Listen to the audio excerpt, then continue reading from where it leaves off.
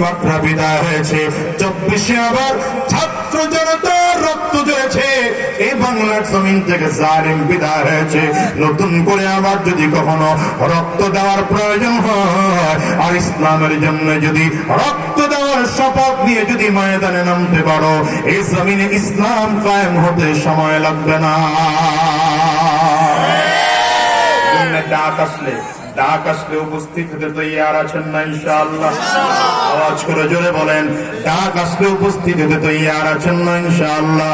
আশার বাণী শুনিয়ে যায়, উলামায়ে কেরাম ধীরে ধীরে কাছে কাছে চলে এসেছেন। এখন সব করোনার উলামায়ে কেরাম একই ময়দানে দাঁড়িয়ে বক্তব্য দিতে আরম্ভ করেছেন।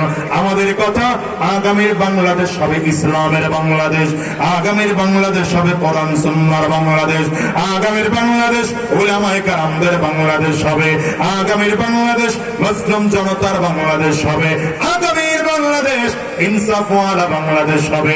এই বাংলাদেশ গড়ার জন্য যদি উলামায়ে কেরাম ঐক্যবদ্ধ হইয়া আবার আপনাদেরকে ডাক দেন ময়দানে নামার জন্য, আমরা ময়দানে নামবো। রক্ত দেওয়ার দরকার হলে রক্ত দেব, যদি জীবনটাও দেওয়ার দরকার হয়, কারা কারা তৈয়ার আছে? দুই হাত তুলে দেখা।